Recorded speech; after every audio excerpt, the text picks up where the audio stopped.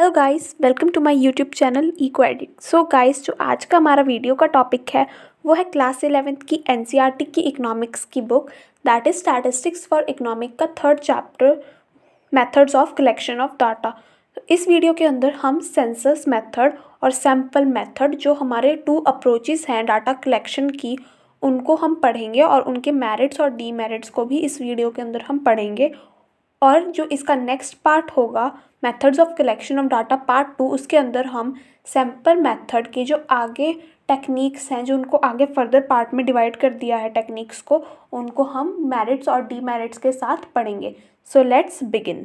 सो अब हम आगे बढ़ते हैं। हमारा जो फर्स्ट टॉपिक है वो है सेंसस मेथड।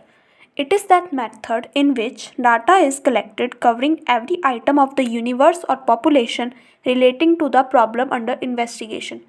ये एक ऐसा मेथड है जिसके अंदर हम हर आइटम को यूनिवर्स के और पॉपुलेशन को कवर करते हैं जब हम किसी भी प्रॉब्लम की स्टडी करते हैं।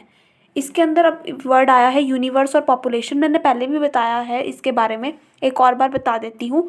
यूनिवर्स और पॉपुलेशन को स्टैटिस्टिक्स में बोलते हैं एग्रीगेट ऑफ आइटम्स। जो भी हमारे इन्वेस्टिगेशन के जितने भी टोटल आइटम्स जितने भी हैं, उन सब की स्टडी की जाती है सेंसस मेथड के अंदर। कोई भी आइटम को लेफ्ट आउट नहीं किया जाता, सब आइटम्स की स्टडी की जाती है। जो भी हमारे अंडर इन्वेस्टिगेशन जितने भी आइटम्स आते हैं, उन सब की स्टडी की जाती है सेंसस मेथड के अंदर। इसका सबसे जो मैं बताऊँ अगर बेस्ट एग्जांपल है वो है सेंसस ऑफ पॉपुलेशन। जब हमारी जनगणना होती है तो हर एक अलग अलग जगह के लिए अलग अलग लोगों को बांट देते हैं और वो सब से उनकी इन्फॉर्मेशन लेके आते हैं। तो हर एक व्यक्ति से उनके बारे में जो भी डाटा है वो कलेक्ट किया जाता है। तो इसका मोस्ट सुटेबल जो एग्जांपल है सेंसस मेथड का वो है सेंसस ऑफ पॉपुलेशन। अगर आपको कुछ और भी एग्जांपल्स याद आते हैं तो आप प्लीज़ कमेंट करके ज़रूर बताएं। नेक्स्ट टॉपिक है हमारा merits and demerits of census method. गुण और अवगुण जो है सेंसस मेथड के। तो सबसे पहले हम पढ़ेंगे मेरिट्स यानी कि गुण। सबसे पहली जो हमारी मेरिट है वो है रिलायबल एंड एक्यूरेट। जो हमारे सेंसस मेथड के रिजल्ट्स होते हैं वो बिल्कुल एक्यूरेट होते हैं और हाईली रिलायबल होते हैं। क्यों? क्योंकि हर आइटम को स्टडी किया जाता है। Each and every item is studied under census method. इसलिए जब हम सब आइटम्स की स्टडी करते हैं तो जो हमारे रिजल्ट्स हैं, हमारे जो भी कंक्लूजन होते हैं, वो बिल्कुल एक्यूरेट और रिलायबल होते हैं। Less biased. Results based on census method are less biased. इससे क्या मतलब है कि जो हमारे रिजल्ट्स होते हैं वो पार्शियल नहीं होते, इम्पार्शियल होते हैं। क्यों? क्योंकि जो इन्वेस्टिगेटर कलेक्ट कर रहा है डाटा वो अपने लिए नहीं करता। जैसे मैंने आपको बताया था सेंसस ऑफ पॉपुलेशन के लिए, तो जो व्यक्ति डाटा कलेक्ट कर रहा है तो उसे नहीं चाहिए होता है डाटा, वो गवर्नमेंट के लिए कलेक्ट कर रहा होता है। इसलिए जब उसकी लेस डिस्क्रिशन होती है डाटा को लेकर तो अकॉर्डिंगली जो हमारे रिजल्ट्स हैं वो भी लेस बियास्ड हो जाते हैं। Extensive information. जो भी हमें इंफॉर्मेशन मिलती है सेंसस मेथड के द्वारा वो क्वाइट एग्जॉस्टिव होती है और ज़्यादा मीनिंगफुल भी होती है, क्योंकि हम हर आइटम को कवर करते हैं सेंसस मेथड के अंदर। जैसे कि पॉपुलेशन सेंसस की अगर मैं बात करूं इंडिया के अंदर, तो हमें सिर्फ ये नहीं पता लगता कि हमारे देश में कितने लोग हैं, हमें ये भी पता लगता है कि कौन से एज ग्रुप के लोग ज़्यादा हैं और कौन से एज ग्रुप के लोग कम हैं, मेल ज़्यादा है, फीमेल ज़्यादा है, एजुकेशन स्टेटस, ऑक्यूपेशन, उनके बारे में हम सब पता कर सकते हैं। नेक्स्ट है हमारा study of diverse characteristics. Census method जब हम यूज़ करते हैं तो हम यूनिवर्स के अंदर यानी कि पॉपुलेशन बोलते हैं जिसको हम स्टैटिस्टिक्स में, जितने भी आइटम्स होते हैं अगर वो अलग अलग तरह के भी हों तो भी हम इजीली स्टडी कर सकते हैं, क्योंकि हम किसी चुनिंदा की स्टडी नहीं करते, हम ईच एंड एवरी आइटम की स्टडी करते हैं। तो इसलिए अगर अलग अलग भी हों, वो डाइवर्स कैरेक्टरिस्टिक्स भी हों, तब भी हम ईजिली उनकी स्टडी कर सकते हैं। Study of complex investigation.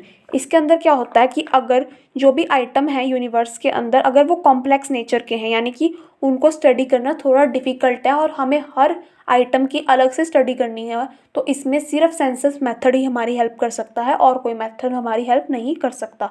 Indirect investigation. Census method can be successfully used in indirect investigation relating to unemployment, poverty, corruption etcetera. मतलब कि डायरेक्ट इन्वेस्टिगेशन के लिए ज़्यादा यूज़फुल नहीं होता, इनडायरेक्ट इन्वेस्टिगेशन के लिए ज़्यादा यूज़फुल है। अगर हमें कुछ भी अनएम्प्लॉयमेंट से रिलेटेड, पॉवर्टी से रिलेटेड, करप्शन से रिलेटेड कोई भी डाटा चाहिए तो उसके लिए जो बेस्ट मेथड है वो है सेंसस मेथड। अब इसके डीमेरिट्स यानी कि अवगुण, सबसे पहले कॉस्टली। सेंसस मेथड बहुत ज़्यादा कॉस्टली होता है क्योंकि इसके अंदर हम हर आइटम की अलग से स्टडी करते हैं और इतना पैसा सिर्फ गवर्नमेंट ऑर्गेनाइजेशन ही खर्च कर सकती है, प्राइवेट इंस्टीट्यूशंस इतना पैसा नहीं खर्च कर सकते।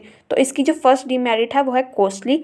लार्ज मैन पावर, क्योंकि इसके अंदर सबसे ज़्यादा मैन पावर लगती है सेंसस मेथड के अंदर, क्योंकि हमें हर एक अलग आइटम के लिए अलग इंसान को ट्रेन करना होता है, इसलिए इसके अंदर सबसे ज़्यादा मैन पावर लगती है। लार्ज इन्वेस्टिगेशन के लिए सूटेबल नहीं है। अगर हमें बड़े स्तर पर इन्वेस्टिगेशन करनी है और बहुत सारे आइटम्स हैं उसके अंदर, तो हर एक आइटम की स्टडी करना बहुत ज़्यादा डिफ़िकल्ट हो जाता है। नेक्स्ट टॉपिक है हमारा सैम्पल मेथड। तो sample method is that method in which data is collected about the samples on a group of item taken from the population for examination and conclusions are drawn on their basis. Sample method मैं बताती हूँ, जैसे कि हमारे universe या फिर population के अंदर बहुत सारे आइटम्स हैं, हमने उनमें से कुछ आइटम को सिलेक्ट कर लिया एज सैम्पल और हमने सिर्फ उन्हीं सैम्पल्स की ही स्टडी करी, हमने सबकी स्टडी नहीं करी, सिर्फ सैम्पल्स की स्टडी की और उनके बेसिस पर ही हमने रिजल्ट्स निकाल दिए, तो इसे बोलते हैं सैम्पल मेथड।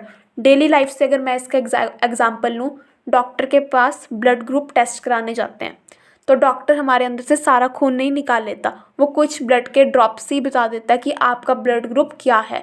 तो अगर हम इकोनॉमिक्स को भी डेली लाइफ एग्जाम्पल के साथ अगर हम उसको समझेंगे तो ज़्यादा ईजी हो जाता है समझने के लिए। टॉपिक है हमारा merits and demerits of sample method. Merits यानी कि गुण, तो सबसे पहले है इकोनॉमिकल, मतलब कि लेस एक्सपेंसिव, क्योंकि हम कम आइटम्स की स्टडी करते हैं तो हमारा जो खर्चा है वो कम आता है। टाइम सेविंग, क्योंकि हम limited number of item study कर रहे हैं तो हमारा जो टाइम है वो सेव होता है। उसके बाद आइडेंटिफिकेशन ऑफ एरर, जब हम कम यूनिट्स की स्टडी कर रहे हैं तो जो हमने गलतियाँ करी हैं, जो हमने एरर्स किए हैं, हम उसको ईजिली आइडेंटिफाई कर सकते हैं। लार्ज इन्वेस्टिगेशन, सैम्पल मेथड के अंदर हम सिर्फ सैम्पल की स्टडी करते हैं बड़े यूनिवर्स में से, तो एक लार्ज इन्वेस्टिगेशन के लिए बहुत ही यूज़फुल मेथड है ये।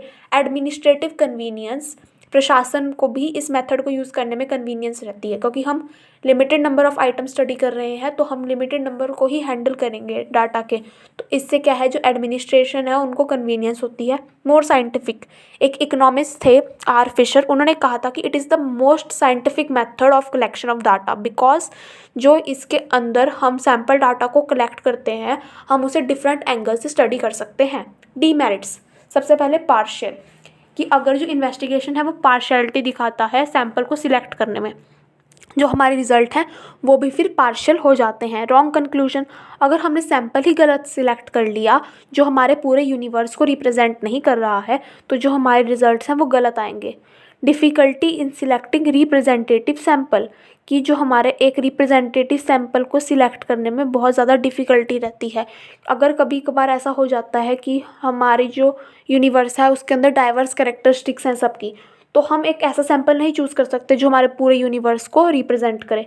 उसके बाद difficulty in framing a sample, वही है कि सैम्पल को फ्रेम करने में भी डिफ़िकल्टी आती है, क्योंकि ऐसा ज़रूरी नहीं है कि जो सारे हमारे आइटम्स हो वो होमोजीनियस हो, हेट्रोजीनियस भी हो सकते हैं।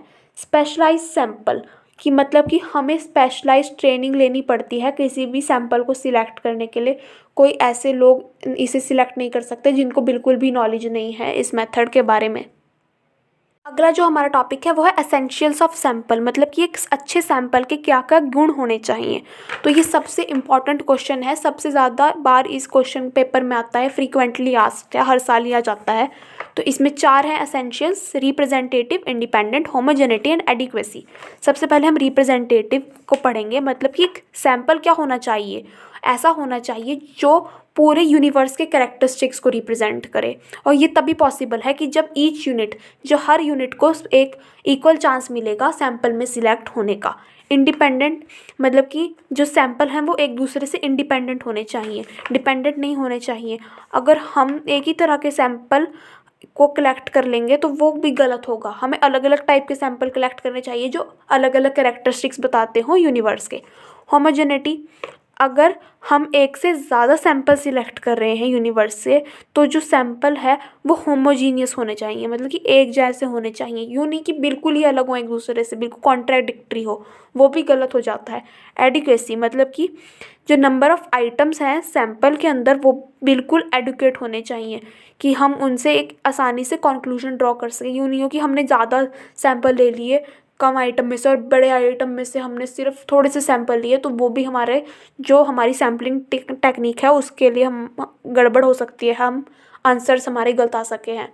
तो that's it for today guys. अगर आपको वीडियो अच्छी लगी हो तो लाइक करना, कमेंट करके ज़रूर बताना कि आपको वीडियो कैसी लगी। नेक्स्ट किस वीडियो पर आपको टॉपिक चाहिए ये भी आप बता सकते हैं, और अगर नए हो तो चैनल को सब्सक्राइब ज़रूर करना। Thank you.